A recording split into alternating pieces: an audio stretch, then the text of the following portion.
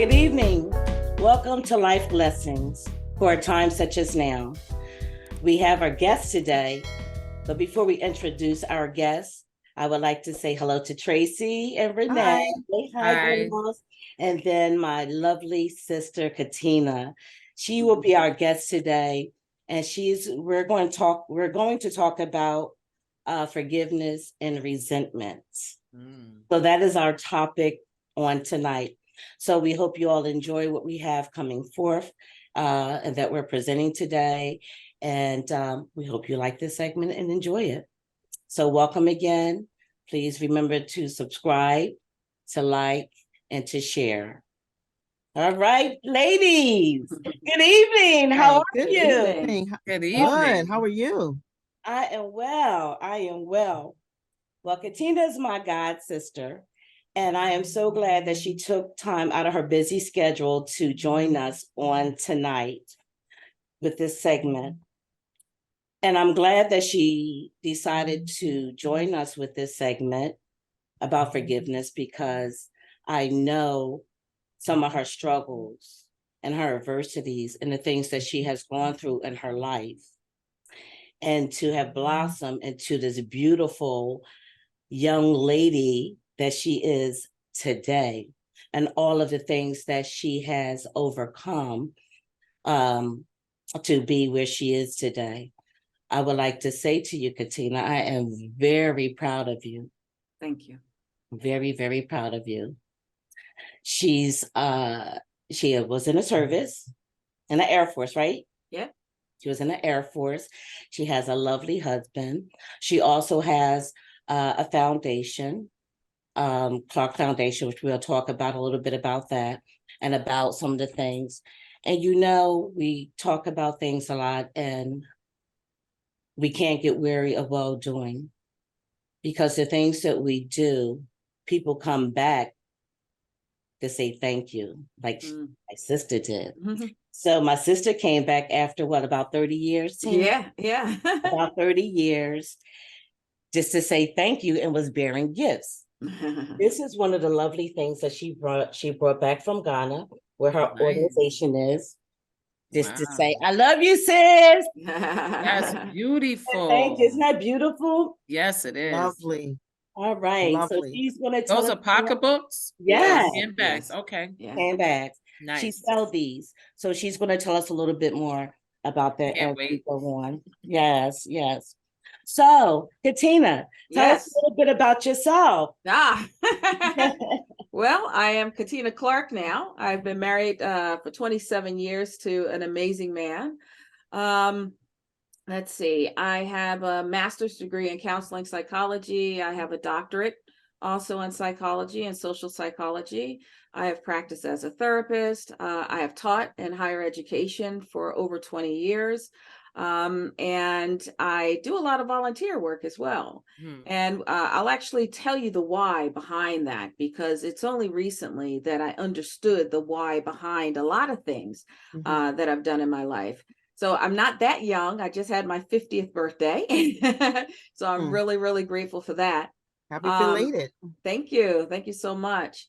But the other thing that I know, the reason why I am here is because God has placed so many amazing people in my life along the way. And because of that, I feel a duty obligated and just a desire to give back as well. So as we go along throughout the night, I'm sure some of the things that I've done with my life will come out as well. But I'm really happy to be here with you guys and to talk about forgiveness, because it is because of forgiveness, or one of the reasons why I think that I have progressed in life is because I have forgiven. I've forgiven a lot of people for a lot of things. And if I did not, I'd still be living in that. I've forgiven for a number of reasons. One, I forgive other people because I have been forgiven. And it's no accident that we're having this conversation tonight, right? What is tonight? It's Good Friday, right? This is the day that we acknowledge that our Lord and Savior died, and he was buried, right? And then on Resurrection Sunday, in just a few days, we'll be celebrating that he has risen from the dead. Yes. But, there's no accident that tonight we're talking about forgiveness. So I look forward to sharing my perspective. And my perspective is from a woman of faith. My perspective is from a therapist perspective, from an educator's perspective. So I see forgiveness a little bit different than the average person does. And also from my personal experiences as well. Oh, wow. Thank you for that. Yeah, that's wonderful. It really is. Wonderful And, introduction. yeah, just a little bit that you've shared is very inspiring.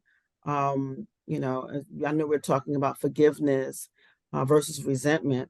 I know that resentment is more so heavy, right? Heavier, because to me, and I'm not speaking from a counselor's point of view, right? I'm just an average, girl, but I know that at some point I've harbored resentment and unforgiveness. Yeah. And I know that for me, resentment is more secretive, if you will. Like, you can smile in someone's face, but really you're harboring certain feelings, right? That you really, have not let go of.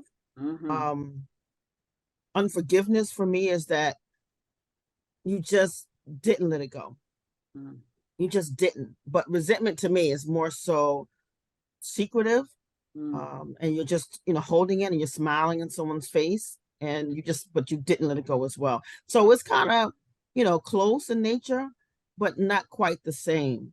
For me, with forgiveness, I think forgiveness for me is easier to give than to release resentment, to be honest with you.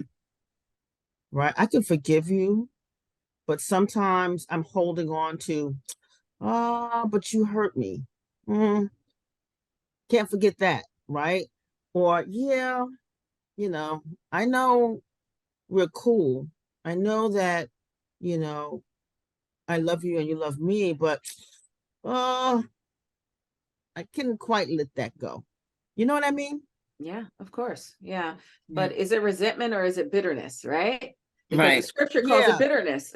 Right. Right. Yeah. But for me, and I'm only just speaking on myself, that I don't see it as bitterness because I'm not growing hatred or I'm not Okay. being angry about it.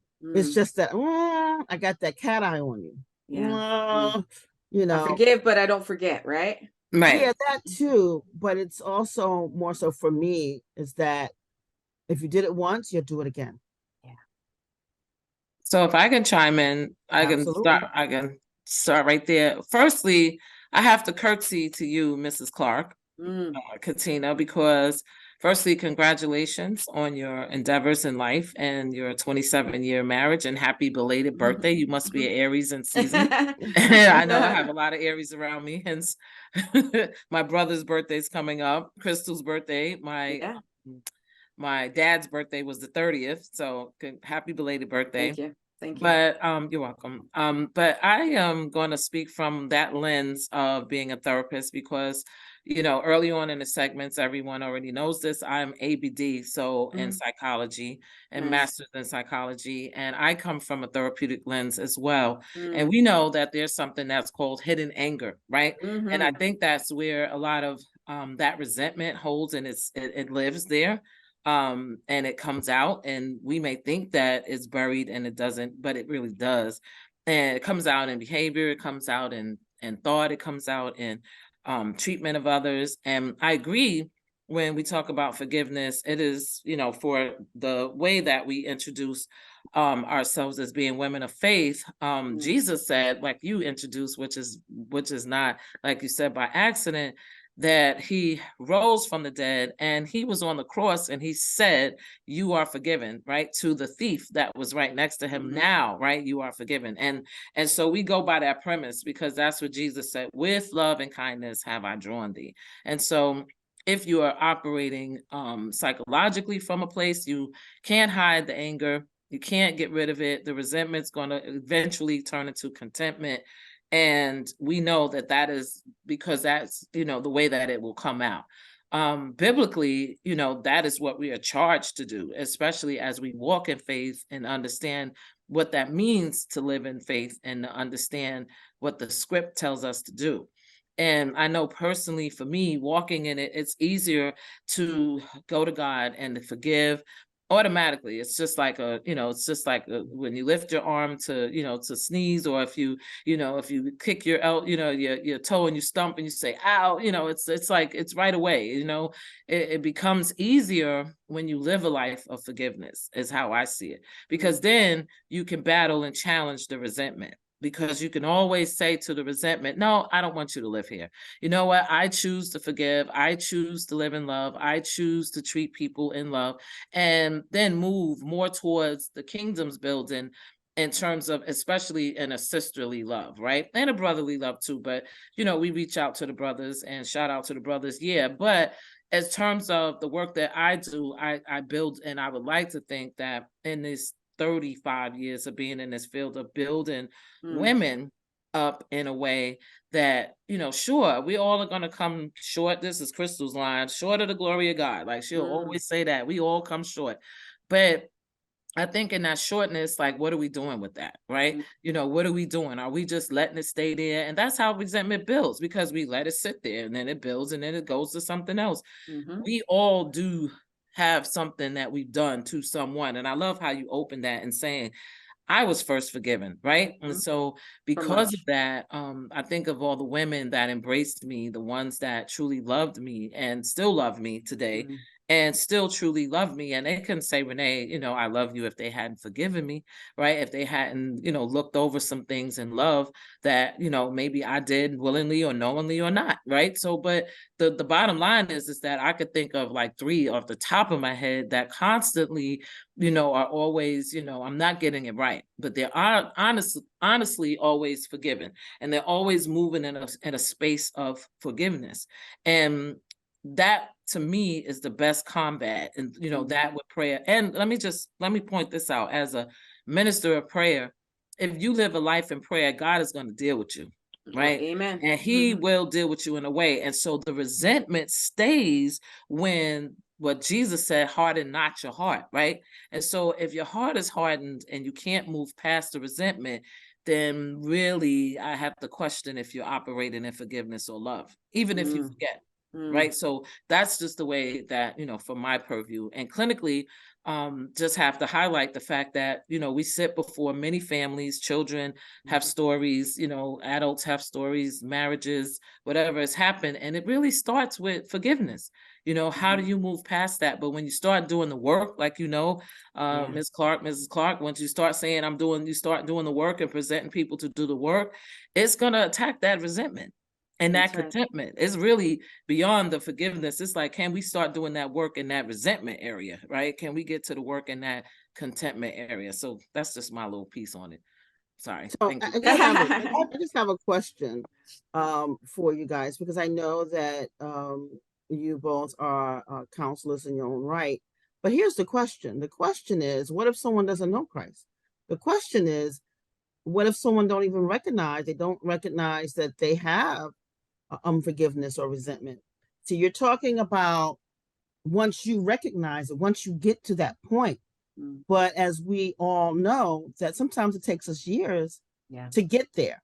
Right. So what about the people who really did not get there yet?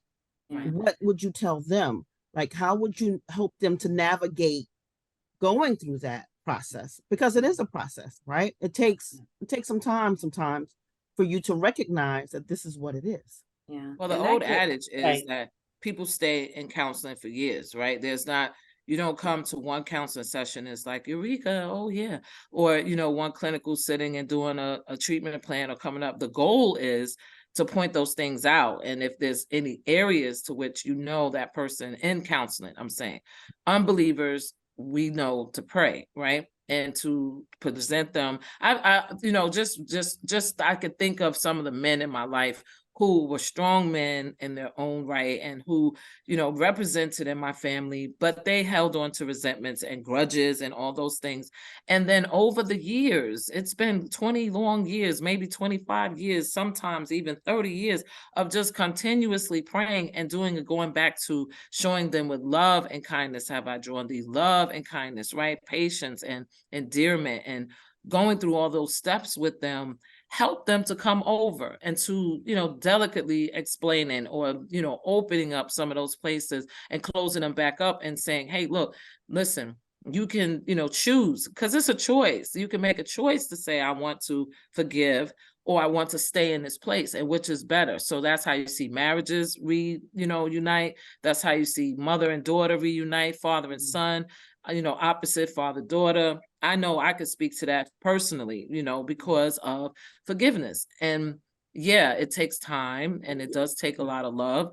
But I believe too, when we're in position and our onus is to do that for others, right? That's where we come in, and that's how we help them to get along in that space. From my perspective, I use natural world examples because many of us can relate to wronging someone and being forgiven, right? But when we don't walk in the spirit, we tend to look at sin as big sin, little sin, right? So getting people to see that wrong is wrong and forgiveness is forgiveness. So I have an example. I was on the elevator just the other day, and someone from my work was right behind me. As I was coming onto the elevator, a gentleman, a man, actually held the elevator open for me. I walked onto the elevator, and this man said, "What floor are you going to?" And I told him I'm going to the 5th floor, and he pressed number 5. He may have gotten off at number 3.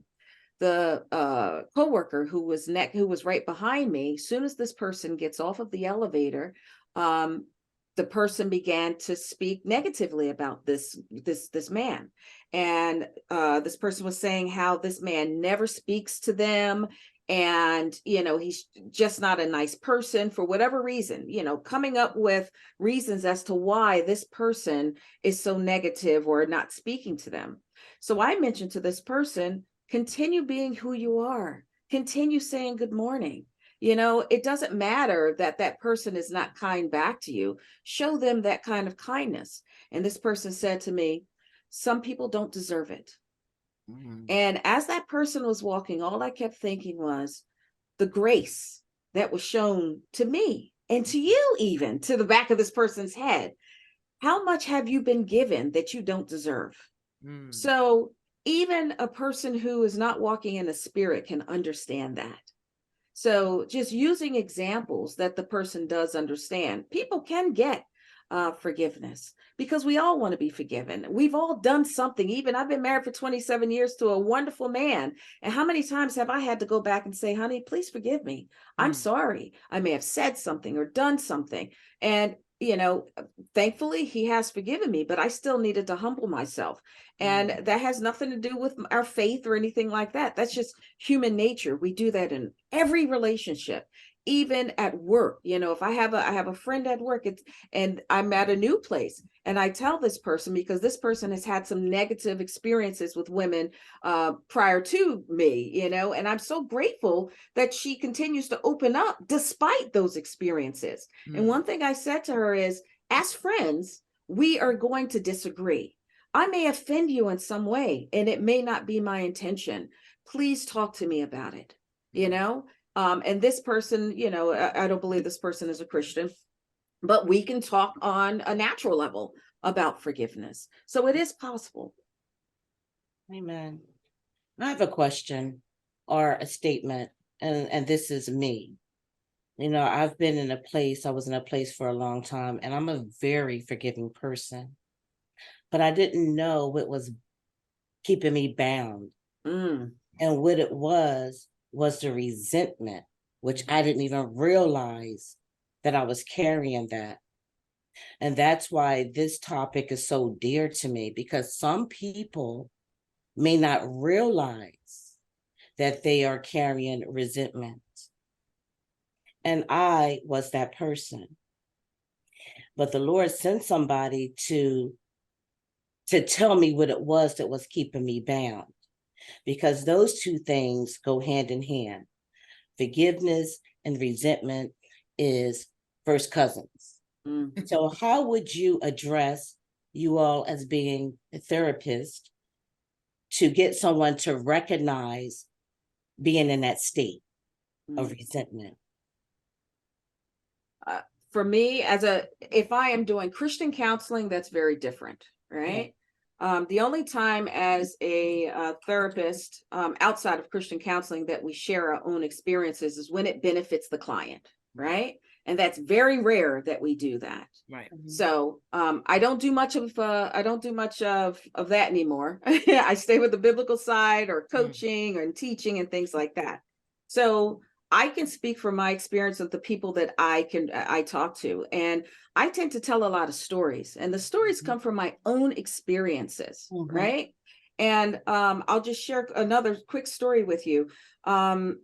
Crystal knows this, and I'm sure more of this will come out a little later, but I was raised by a stepmom who I never called my stepmom. I still address her as my mom because she raised me since I was 2 years old, or about 3 years old. But we didn't have a very good relationship. It was a very unhealthy relationship growing up. There was a lot of trauma there as a result of that. And even as adults, I did not turn my back on her. I still have a lot of respect for her. I respect her as my mother, but we still don't have a mother-daughter very close relationship. And she called me on the phone one day and she says, "You don't honor me as your mother." And I didn't understand what it was that she was saying. She was talking about that biblical honor of a parent. Okay. So we talked a little bit. I heard her out because, this is how she feels. Okay. I'm sorry that you feel that way. I gave her some thought. And then it took me about a week, but I wrote her a 7-page letter. And in this letter, I actually started with honor. I do honor her. I honor her biblically. I have great respect for her, but there is a reason why we don't have a mother-daughter relationship. So throughout this letter, I explained to her the why we don't have this. And she feels that, this came out in our conversation, that I'm still holding a grudge against her, that I have this bitterness, that I have not forgiven her.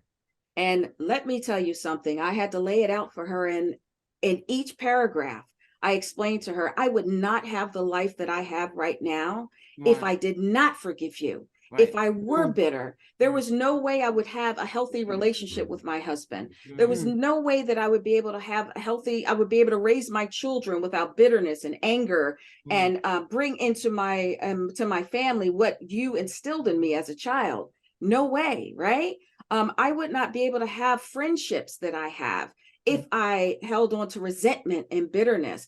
I would be probably physically sick even, because we see that a lot as well as a result of resentment and bitterness and unforgiveness. So I had to lay all of this out to her and say, I forgave you long before you ever even asked for forgiveness, right? But just because I forgave, that does not negate the fact that we have had this fractured relationship.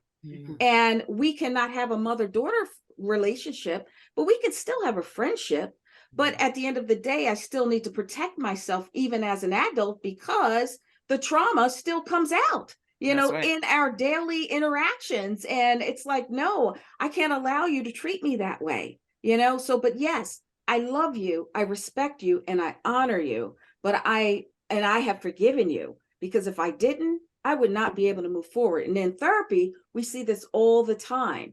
People are stuck because they are holding on to this anger and bitterness. And oftentimes they're angry at other people.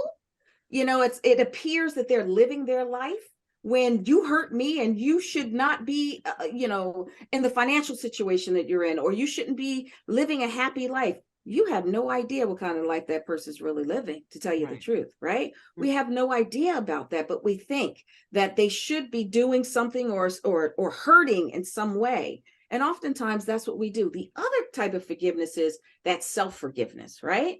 Because we've hurt other people, whether we were, a person was in addictions or hurt someone, however that happened, right? And then you come out of that and it's like, you're guilty. You feel all of this guilt. God has forgiven you, but you say, I can't forgive myself.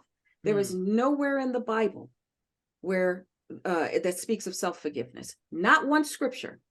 God has forgiven us, but yet we're still holding on to things thinking that we can't forgive ourselves. Who are we? We're not bigger than God.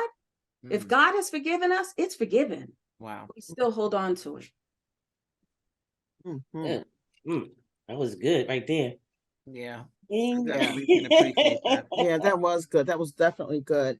And I can relate to what you're saying because I have several stories about forgiveness and releasing some, feelings that I may have, some negative feelings that I may have for others as well as myself, because it took me many years to forgive myself for things that I've done to others as well as to myself, right? Because sometimes we can't forgive ourselves for making decisions, right, that we've made in our past. But again, for me, the question that I would have is that, because I heard you say, well, we can be friends, right? Your mother, you and your mother, we can be friends. But my question is, because I had this debate with someone before, is it possible, right, that you can forgive, but don't necessarily want that relationship, right? I've had that discussion with someone before. Oh, well, no, you didn't forgive that person. No, but actually I did. But just because I had forgiven them and I feel lighter and I've released it, doesn't mean I want a continuous relationship with them. So just share that with me, Renee and Yeah. Katina. What do you think about that? So I'll start, and I Mhm. thank you for that, Tracy. I'll start with that, piggybacking off of what Katina said, because I have a mirrored situation, and we recently, and I'm just going to disclose that the same thing. It was, but my other mom, I often call her. She was there for me since I was 17, and I came out of a very dark place, and she covered me during the dark place with my natural father, and she is my father's wife now. They just celebrated on the same day, 330, their 37th year anniversary of marriage, but they were together long before that. And so if you just do the math, 37 years, I'm, 57 in a few months. And so, before that, so she's paid her dues in terms of being in my life and sticking to the script. And then I have my younger brothers that she bore with my father.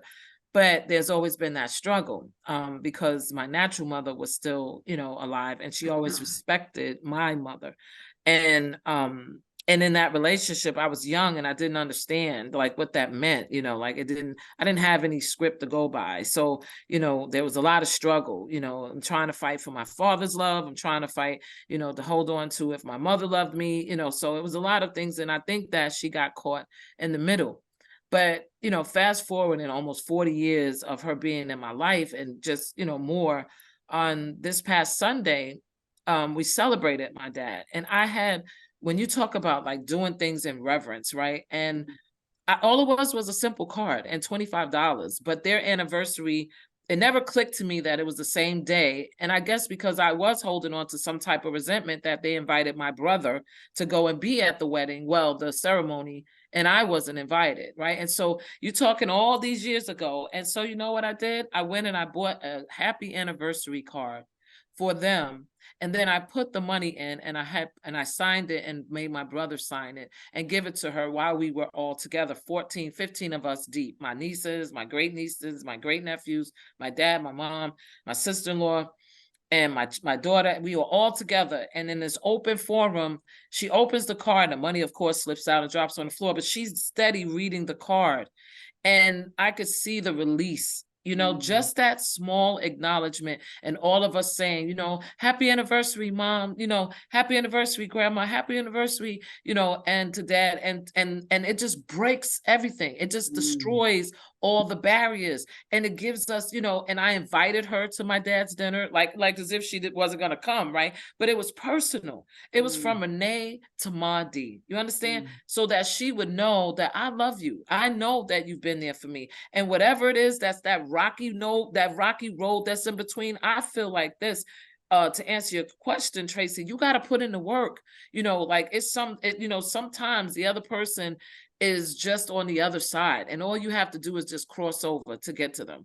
And those little small acts, they sit when they're alone, they resonate, and they kind of, break away some of that that question of whether they love me or whether they forgave me or whether I did a good job or whatever it is that they're holding on to. And you shower it with love. And so that's what I have fashioned myself on doing.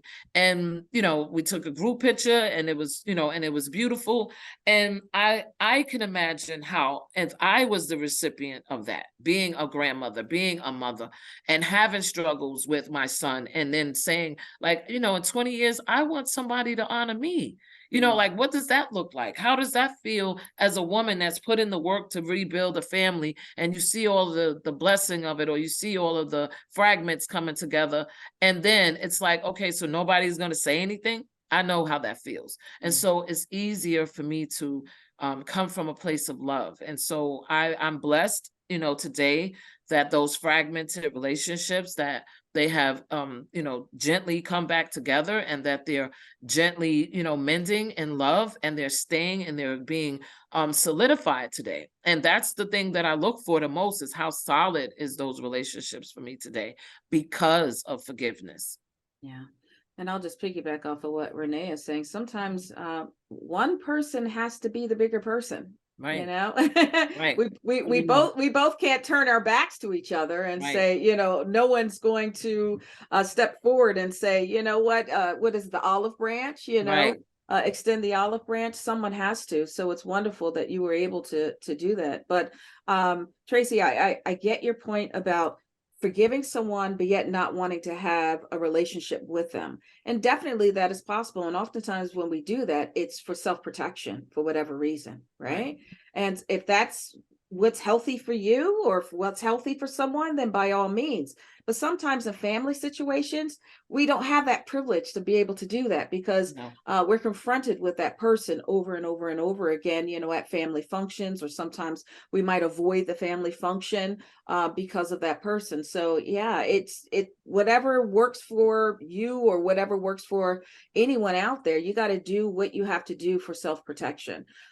Fortunately, you know, I will see my mom, and, you know, I don't mind having a relationship, friendship with her, but it's like peeling off a wound every time something is said or done that takes me right back to being a kid again. And after a while, it's like, you know what? I can't continue to do this. You know, I'm just going to sit this one out, because, you know, I just can't continue to do this. Yes, you've asked for forgiveness over and over and over again, but then you keep doing the same thing over and over again. And it's like that kid who always got slapped, and as soon as mom puts their hand at, you know, to push her hair back, she thinks she's going to get slapped again. I'm 50 and I'm still feeling like that. And it's like, that's not healthy for me. I can't. So in a case like that, sometimes we just have to step back. Right. And I wish I could have a license plate that says I can't, right? And that's it. Because if it takes me back to a place where I just had, you know, several recent, you know, activities, and I'm telling the women that are strong in my life, and they're like, well, Renee, if it's taking you back to 155th and 8th Avenue, then you got to make a decision, right? And, you know, that's just the way it is, because you know, working very hard. Also, I don't think we've highlighted that you work really, really hard to have a forgiving heart, and our hearts are flesh, and God knows it. He's the only one that can see our heart, and we have to forget about all the rest of it. We know our hearts are contrite, and we have to come to him all the time and be like, you know what, with this contrite heart, you need to deal with this heart. You have to deal with the heart right now, because otherwise it's going to stay in that resentful space. Is also the other side of that too. Yeah, that's some good stuff, ladies. And when I was going through my issue, I kept on praying that prayer, creating me a clean heart, because I've always had a forgiving heart. You know, you can do a whole lot of things to me and I would forgive you. And I think over the time of, you know, growing and always being hurt so much and always being real quick, I used to forgive and forget. And when you're hurting so much, or have been hurt so much, before you know it, it's just like, wait, I can't do this anymore. And that's why I was blindsided within myself, because I was still within my hurt, still dealing with, you know, the process of healing, that I was blindsided by the resentment. But once it was brought to my attention, then that's when I was free. I was totally free. I was no longer bound by all that pain and all that hurt that was inside of me.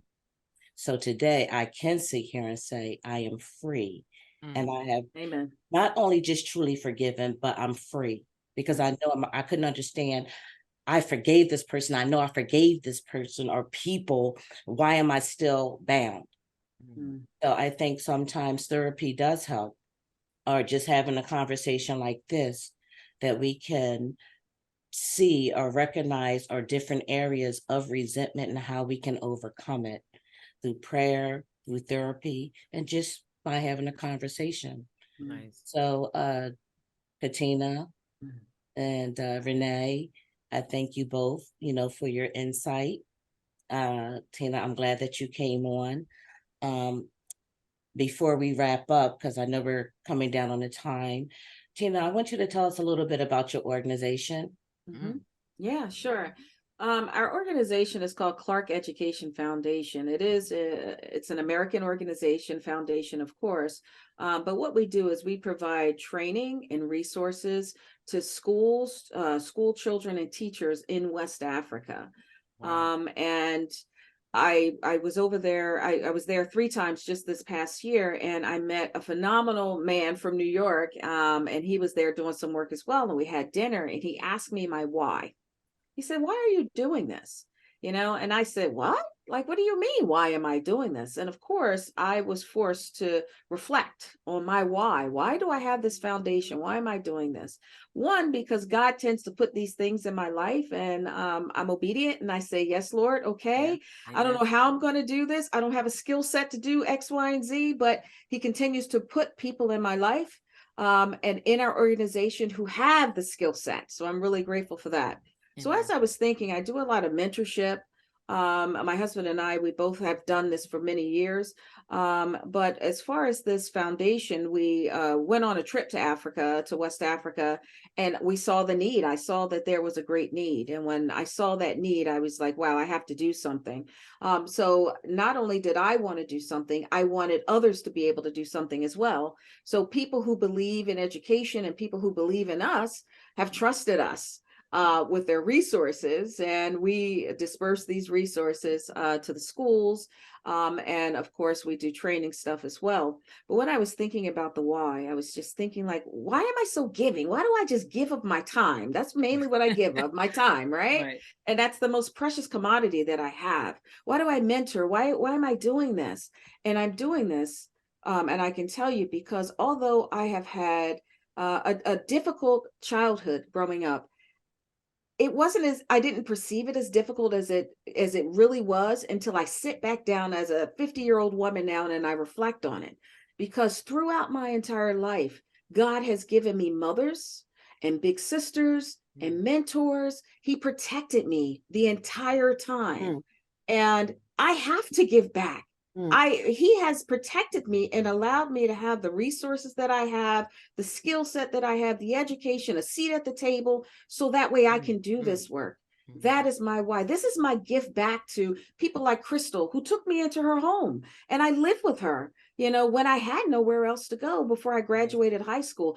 There's no amount of money I can give to her to say thank you. But guess what I can do? I can pull somebody else up. And there have been other people in my life who have done similar things for me. And, without even thinking about it, this is part of my being, to give back. And not only do I give back, but also I give other people an opportunity to give back as well. So we provide scholarships for children to attend school. It costs $250 to send one child to school for an entire year. That also includes like their feeding costs, So everything we do, all the funds that we raise go directly to the foundation and the work that we're doing over there. Nice. So 2 other events that we're having, I'll tell you quickly. One, on the first Saturday in January, I'm having an open house here at my house in Delaware. I am right across the street from the Amtrak station, so you guys are free to come. And we're going to have an event for the foundation. It's going to be a catered event. And we'll also have the handbags and clothes. I have loads of, the dresses, the skirts, the handbags. Nice. I have real butters that come from there. And these items are made by women, a woman in particular who teaches other women how to be self-sufficient. So she teaches them a skill. The other woman with the butters, the body butters that I have, she employs 1,000 women throughout the country. She gives them a job so that way they can be self-sufficient. So Wow. I am self-sufficient because people have poured into my life. So this is our way of giving back with Clarke Education Foundation. So feel free to, I'm sure the link will be here for our foundation's website. MyAncestorschildren.org will get you there. ClarkeEducationFoundation.org might take you to an organization in Canada, but if you go to MyAncestorschildren.org, that'll take you right to our website. And then you can see our social media, our videos, and everything. And we also have a trip planned we're taking 20 people to Ghana, West Africa in June of 2024. It's going to be a phenomenal time. We will do a cultural tour. We'll also see some of the schools that we support. And you can also get your African name through a naming ceremony. It's a life-changing experience. So please reach out to me for that as well. Thank you. Wonderful. Thank you so much. That is wonderful. Well, Tracy, you have any last words you want to say before we wrap up? Yes, quick? I do. Katina, we really appreciate you coming on today, pouring into us, pouring into the world. Yes. Because anyone and everyone can see this. And so we thank you for taking that time out. But I do want to take a moment, Renee and I, and we're glad that you're on, Katina, because next week is Crystal's birthday. Yay!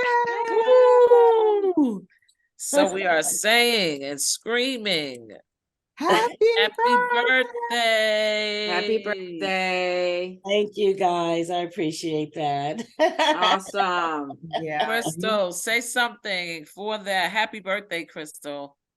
Thank you, ladies, so much. It's just a blessing to have another birthday, to live another day, to breathe God's breath. And I appreciate you ladies so much. And sis, well, let me just clarify with sis, little sis. Thank you so much for taking time out of your busy schedule to join us on our podcast. And I love you, and I am so godly proud of you. Thank you. And you just keep on doing what you're doing. And we're going to celebrate my birthday, rather it's later. Whatever, yes. time. Yes, I'll think of you in New Orleans. Yes, yes. So thank you, ladies, for wishing me a happy birthday. I appreciate it. I love you guys. Yes, we love you too. Okay, so with all that said, we heard from Dr. Katina L. Clarke, and we're just so blessed to have had her on our segment. You heard on Ancestors, My Children and MyAncestorschildren.org, correct? That's correct. Please go to the website, of course, like and share our podcast, Life Lessons for a Time Such as Now.